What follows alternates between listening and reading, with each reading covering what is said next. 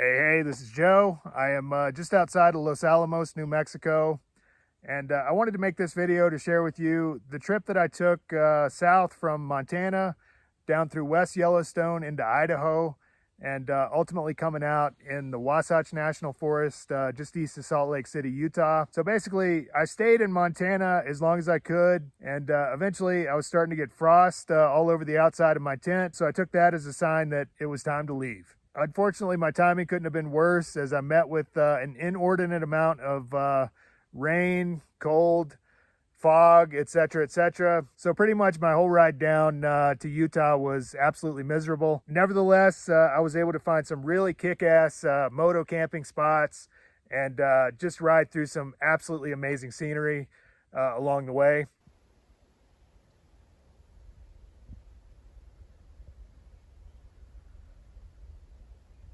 So as always, if you enjoy this video, please hit like and subscribe. And as usual, I've included an optional donate link in the drop box if you'd like to contribute to this project. Also, be sure to check me out on Instagram. I'm doing 100 reels in 100 days. I try to post something new every day, so you're more than welcome to check me out there. It's at Dirty Motorcycle Vagabond. Otherwise, thanks for watching, and we'll see you on the road. Around the beginning of autumn, there's a point in the life of a motorcycle drifter in which the realization begins to set in that it's time to journey south. The weather in Montana had been uncharacteristically warm for mid-September, and I'd used this as an excuse to stay and experience the place as long as possible. With freezing temperatures and loads of rain on the horizon, I prepared to work my way gradually south closer to the equator and towards more hospitable living conditions. First, I'd need a new rear tire. After calling around to a number of shops, I located one in Bozeman, just to the west, which carried my size.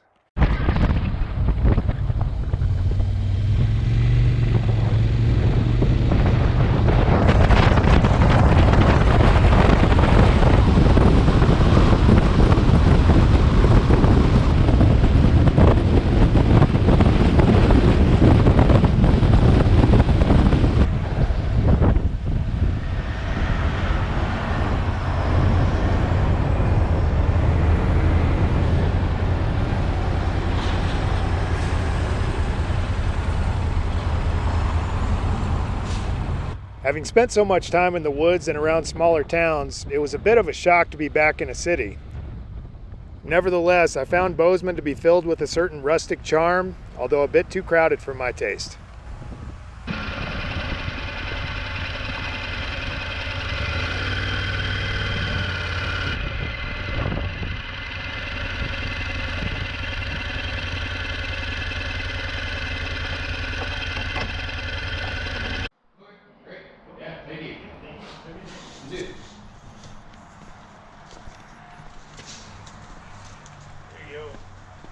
Once I reached the bike shack, I positioned my front end facing downhill to allow better access to the rear wheel. My castle nut had been badly over-torqued, and the owner came out and gave it a zap with the impact gun.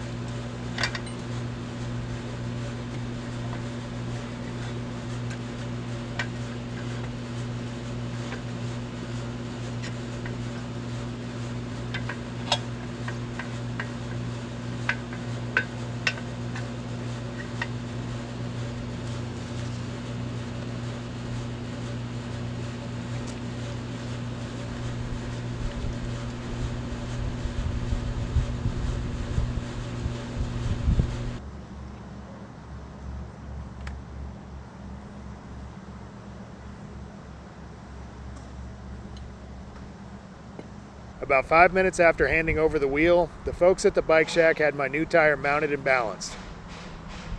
I really can't say enough about their kindness and professionalism.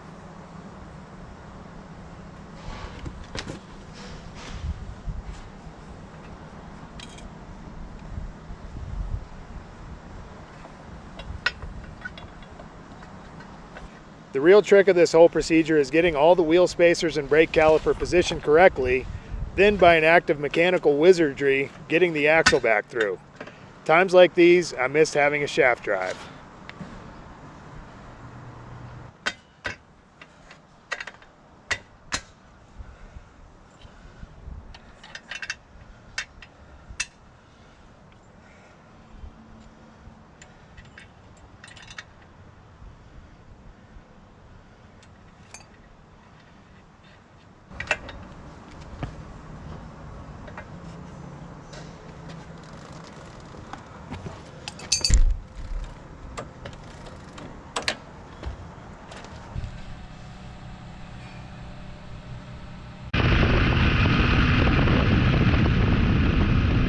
About 30 minutes north of the city is a huge expanse of public and private land. After gathering supplies, I headed there to scout out a place to make camp for the night.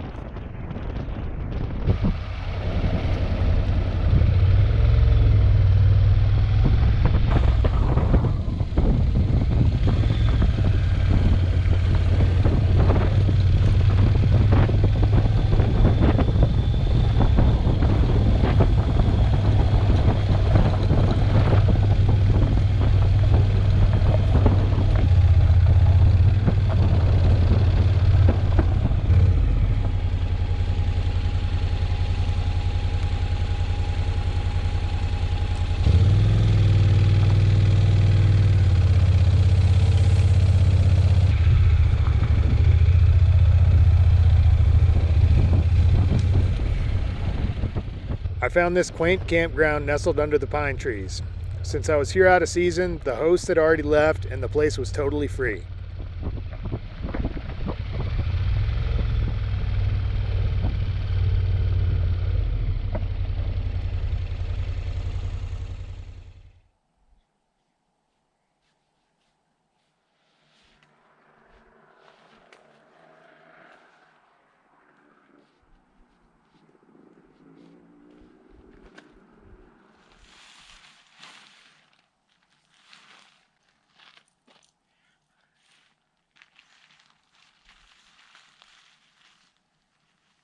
This is kind of a neat little area north of Bozeman, about 30 minutes.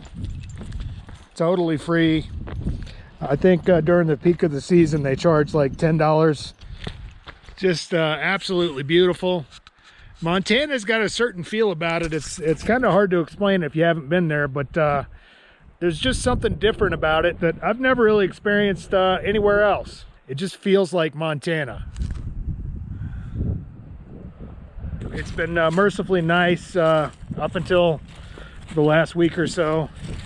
I've started to be camping in a lot of frost, rain, cold, and all kinds of things like that. So at this point, the plan is to ride as far as south into a dry climate as fast as I can, most likely somewhere in the desert. I've got a dream one day of getting a proper tent with a chimney. Basically, you can put a little fireplace in them. They've got a little stovepipe. They're pretty big and bulky, not to mention pricey, but I've got a dream of wintering out up here in Montana at some point, but I'd probably need a snowmobile. Presumably, they've cleared out a lot of this sort of dry standing timber in kind of an effort to, you know, sort of a preventative measure. If a fire does happen out here, the severity is lessened, obviously. Looks like they cut that tree down, that tree. It's been really smoky out here last couple days. The night passed without incident, except for an extremely shady character living in an old beaten up sedan with all the windows smashed out and black plastic affixed with duct tape. It was a sorry sight. He never once left the car except to poke his head out.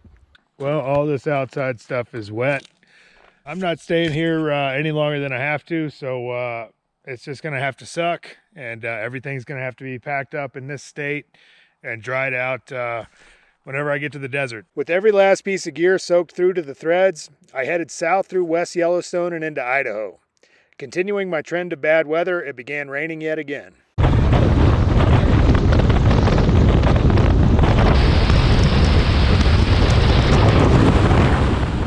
Yellowstone is truly a wild land of unprecedented beauty. I kept looking at the sky, waiting for a section of sun to open up so I could dry out my gear.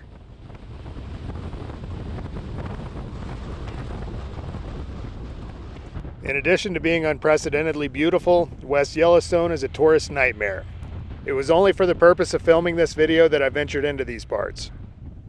I noticed an unused patch of earth behind a gas station onto which a ray of sunlight was shining.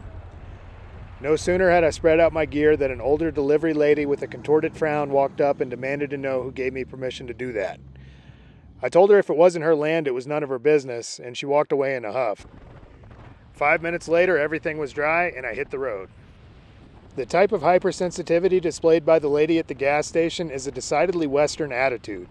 There's an epidemic of sensitivity going on in the US right now in which all too often people are laser focused on finding something, anything, to get offended by. If I'd been drying out my gear or working on my bike almost anywhere else, no one would bat an eye. Anyhow, the temperature rose as I pushed on into the flatlands of southern Idaho. It was near the Snake River I'd located what appeared to be a free campground near the water, just north of Pocatello.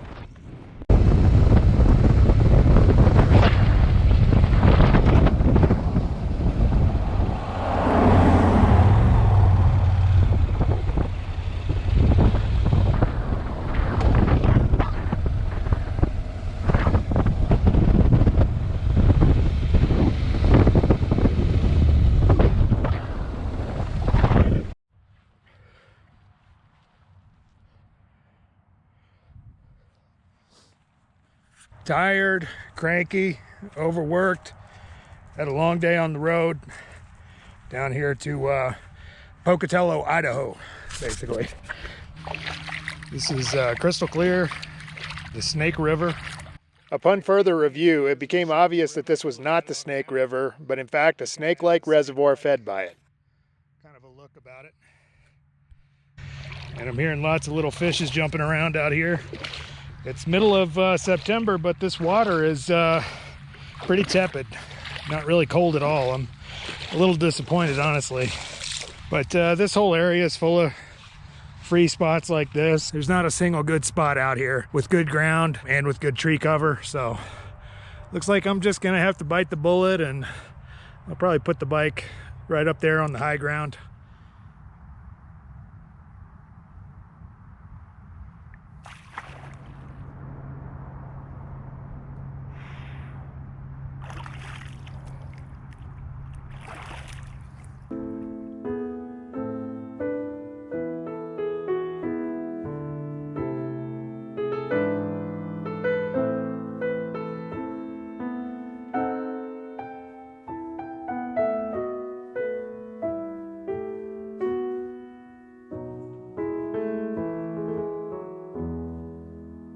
So obviously I didn't set up over there. I just didn't like the kind of bowl-shaped nature of it. I find that I really don't sleep well in that type of situation. So here I was able to find these trees to sort of put the tarp up, which was a good idea, being next to a body of water. There tends to be a lot of dew and humidity and stuff. But yeah, I got set up, and an old boy came down here and approached my camp and was really polite and said, "Excuse me, sir, do you mind if I pass through there? I got a really good fishing hole back there." And I said, "Of course, no problem."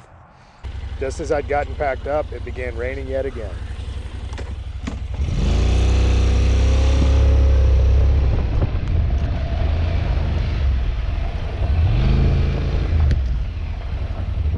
I was really getting pretty annoyed with everything being wet, and at this point, I had my heart set on getting as far south and into an arid climate as soon as possible.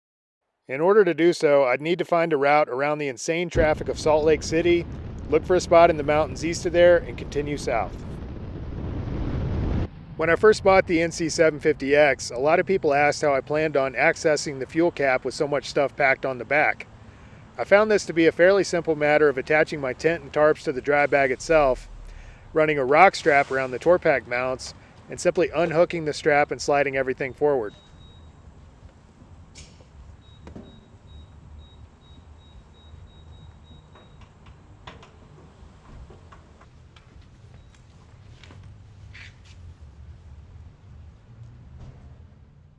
Just before I got to Salt Lake, I made a hard left and headed east into the mountains.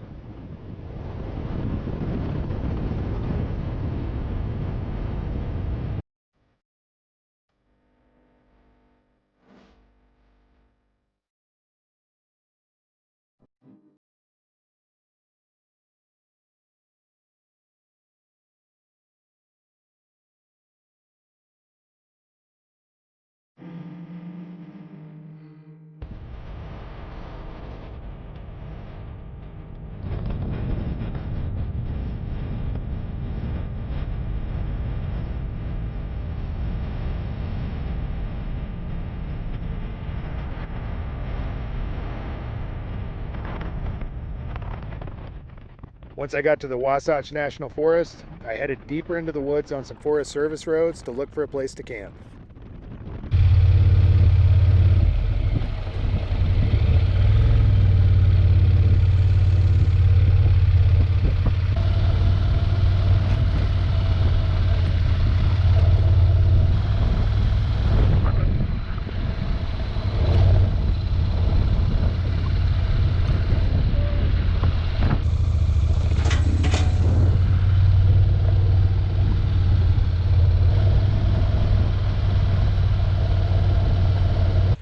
With nothing decent available up here on the side of this mountain, I headed back to the main road to do some more searching.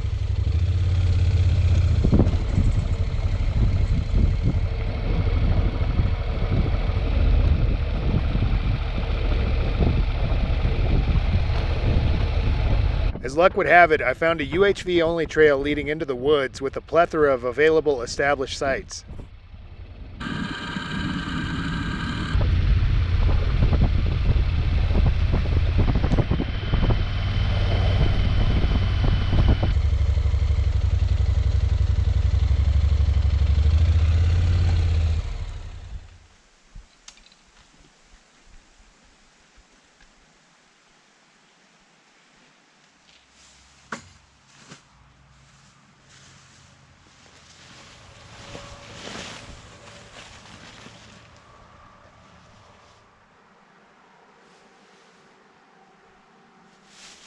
So I found these in the grocery store. Korean style barbecue chicken, already cooked. All you have to do is basically heat it up in a pan with a little bit of oil or something. I got some coconut oil from the store. This is good because it stays in a solid form above a certain temperature. I think if it gets in the high 90s, it'll start to liquefy. Otherwise, it's in a solid and you don't have to worry as much about it spilling all over your stuff and basically covering everything in oil.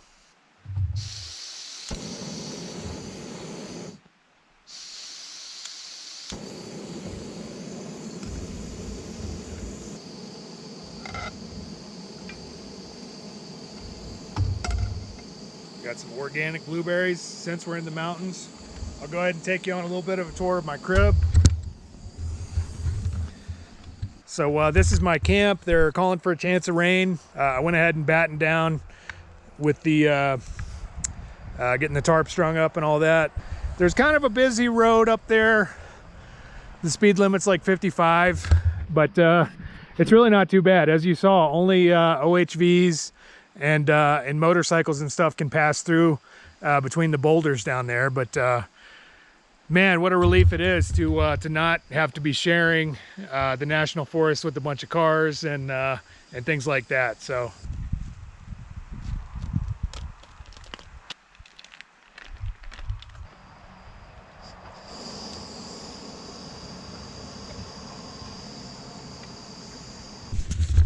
and there she is. Actually looks pretty good.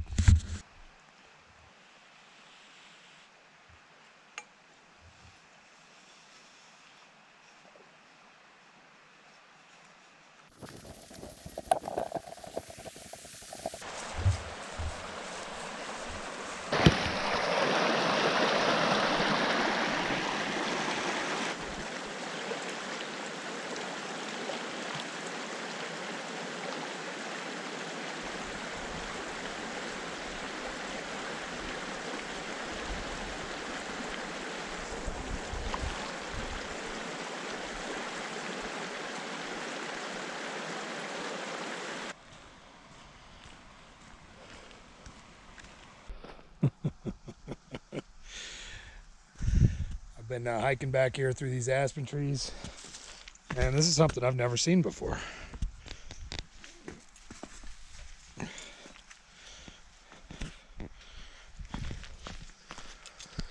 A ramp, I guess you can ride your OHV or your dirt bike or whatever.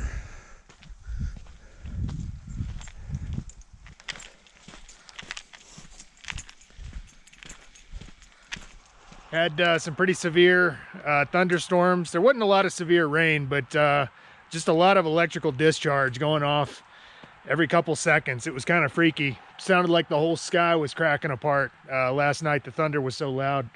I don't necessarily know if I'm supposed to be back here. I was kind of tempted to stay, but in the little town up there, there's just not a lot going on. They don't even have a laundromat. I got a pile of dirty laundry. I'm absolutely filthy, aside from taking a bath in the creek yesterday. But I'm just kind of drying everything out, and then I'm going to hit the road. I'm on the quest for better weather, so I'm heading straight to the desert. There, I hope to sort of dry everything out, wash my clothes, and kind of get settled in if I can find a cool town and take it from there.